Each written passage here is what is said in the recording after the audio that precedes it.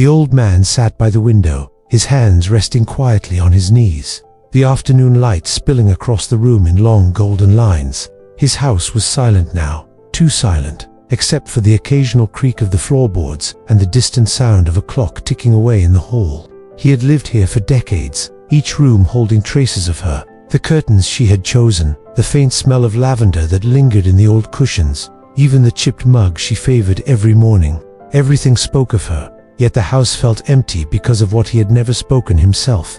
He thought often about how he had lived his life. He worked hard, providing food, warmth, and comfort. He fixed what was broken, mowed the lawn, painted the walls, and held her hand at the hospital when she was ill.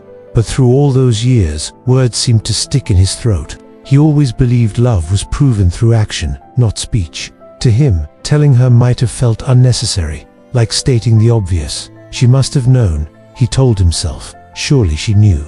But now, sitting in the silence of her absence, he was no longer sure. He could see her smile when she cooked, the way she hummed when folding laundry, or the way her hair caught the sunlight when she leaned over the garden flowers. He remembered moments when his chest swelled with love for her, when he wanted desperately to say it out loud. Yet instead, he swallowed the words and smiled faintly, convincing himself it wasn't needed. He could still recall one particular evening, long ago, when they sat on the porch after a long day.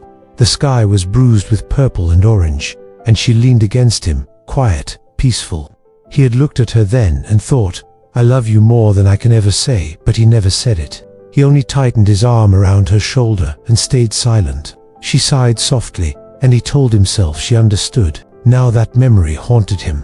It wasn't what he had done that pained him, but what he hadn't. Love left unspoken is like a seed never planted. The soil may be rich, the sun may shine, but without the courage to place it into the earth, it remains nothing but a possibility.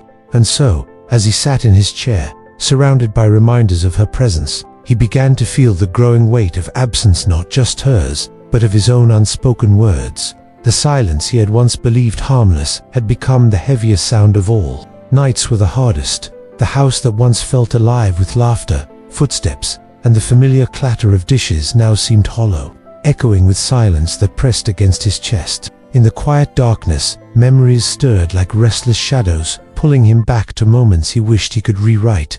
He remembered her calling his name from the kitchen, her soft voice carrying warmth. He remembered her pausing in the doorway, waiting for him to say something more, something deeper, something that never came. Regret, he realized, was not a single feeling but a collection of small stones, each one tied to a missed chance. One by one, they piled onto his heart. He could live with failure. Failure was a scar, visible but survivable.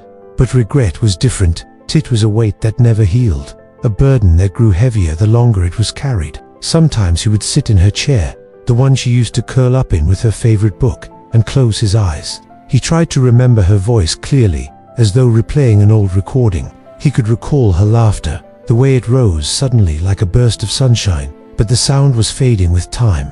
That frightened him. He feared losing more than just her presence. He feared losing the essence of her, piece by piece, until only silence remained. And always, behind the memories, came the same unshakable thought. He had never told her enough. Not in the simple words she deserved. He had let his pride, his belief that actions alone were enough, rob him of something irreplaceable. One evening, when the weight of it felt unbearable, he found himself speaking aloud in the empty room. His voice cracked as he whispered into the silence, "I loved you more than I ever said." The words trembled and broke, filling the air like fragile glass. But the chair beside him stayed empty. The house stayed quiet, and he realized words spoken too late can never bridge the gap of time. His daughter visited often, bringing meals and checking on him, but he rarely spoke of this ache. When she hugged him at the door, he would hold her longer than before, almost as if hoping to pass on what he had failed to give her mother. Each embrace reminded him of the truth he could no longer deny. Regret is heavier than failure. Failure had endings, lessons, and forgiveness, but regret stretched endlessly because it tied itself to what could have been, what should have been, and what never will be. He carried that truth like a shadow, one that clung to him each day, reminding him of the cost of silence.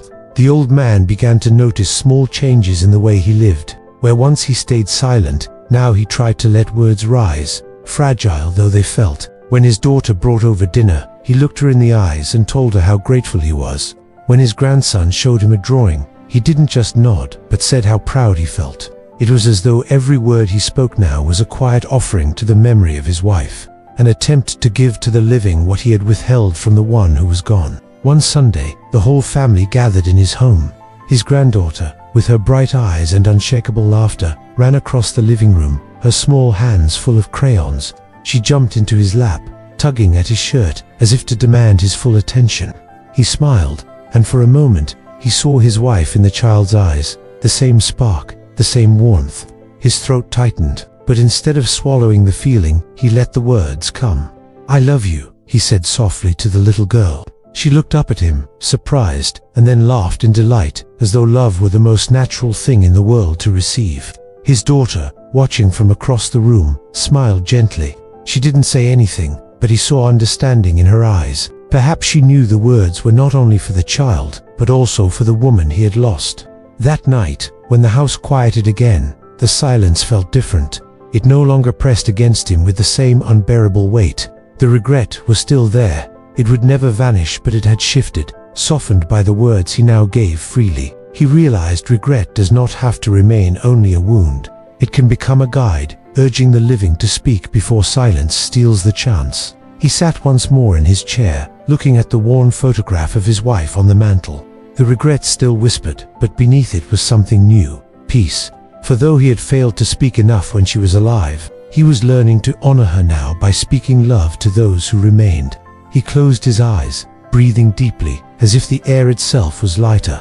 And in that stillness, he understood what his life had been trying to teach him all along.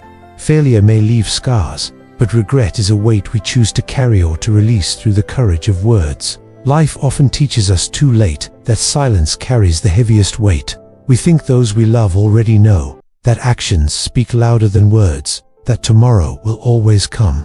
But tomorrow does not wait for our courage, and silence does not speak on our behalf. The old man's story reminds us that failure can be endured, but regret never stops echoing. Love, when left unspoken, becomes the sharpest ache of all. So if you feel something today, say it. Don't wait. Let the people you care for hear it from your own lips. Words may be small, but they have the power to lift the heaviest burden of all. If this story touched you, take a moment to share it. Leave your thoughts in the comments and subscribe for more heartfelt tales. Your support helps these stories reach others who might need the reminder too.